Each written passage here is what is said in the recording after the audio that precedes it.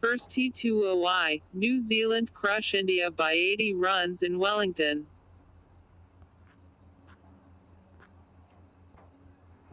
A below-par India slumped to their worst-ever defeat in T20 internationals as New Zealand outclassed the visitors in all departments to win the first match of the series by a comprehensive 80-run margin here Wednesday.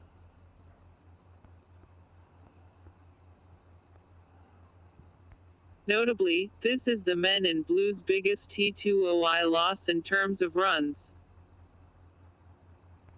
After being asked to bat first, unheralded keeper batsman Tim Seifert took the Indian bowling apart, blasting 84 off 43 balls as New Zealand posted a commanding 219 for 6. With the crack opening pair of skipper Rohit Sharma, 1, and Shikhar Dhawan, 29, departing within the power play overs, the chase became a difficult one and India were all out for 139 in 19.2 overs.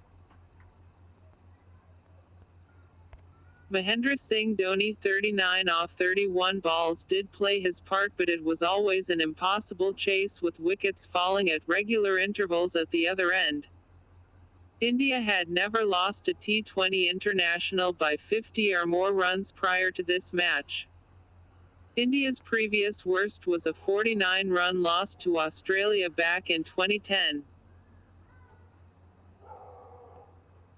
"We failed to get a good partnership. 200 was never going to be easy to chase," said Rohit in the post-match presentation.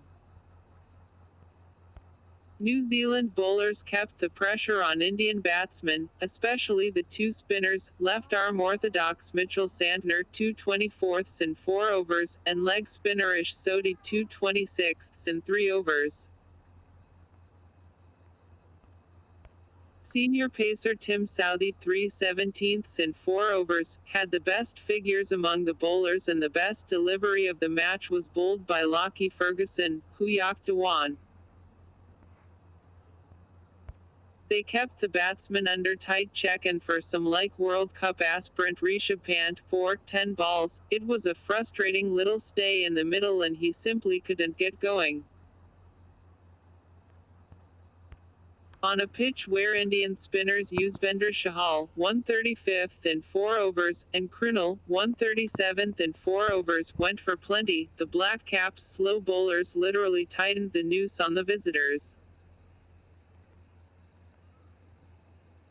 While Pant didn't do his chances any good, Vijay Shankar, 27 off 17 balls, impressed during his little cameo but would need to do more in order to book a place in that World Cup-bound squad.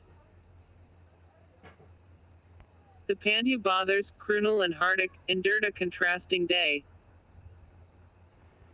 While Krunal, he also scored 20 off 18 balls, had an okay outing, Hardik would quickly like to forget the nightmare 2/51 in 4 overs and 4 runs before India play the second match of the series in Auckland on Friday. Earlier, Seifert, whose previous best score in T20 internationals happens to be 14, was promoted to open alongside Colin Munro 34 off 20 balls, and they added 86 runs in only 8.2 overs in a whirlwind start.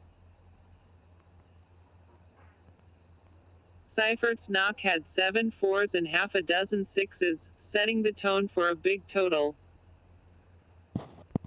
Seifert showed the intent straight away as he gave Bhuvneshwar Kumar the charge, picking the knuckleball early, dispatching it over mid-wicket for a 6.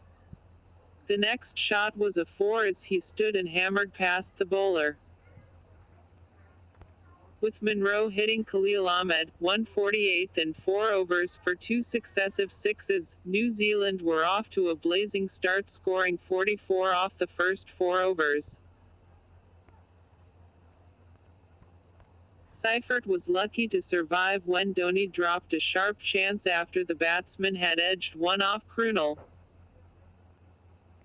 But he promptly put the next delivery into the stands, moving across towards off and sweeping it over backward square leg. There weren't any signs of overt footwork, but he shuffled enough inside the crease to make room for the big shots and in the process disturbed the line and length of the bowlers. When Hardik drifted on the leg stump, he was flicked behind the square, and when he pitched wide outside off stump, he was lofted over the cover point region. In Hardik's next over, Seifert again hit the bowler for a boundary and a flicked six. In between, his elder brother Krunal was switch hit for a boundary. The elder Pandya finally got a breakthrough when Monroe was caught in the deep off Vijay Shankar. But Seifert never let the momentum drop and hit two more sixes off Krunal, who just kept on pushing the ball through a flatter trajectory. The two sides will now play their second T20I at Eden Park in Auckland on February 8.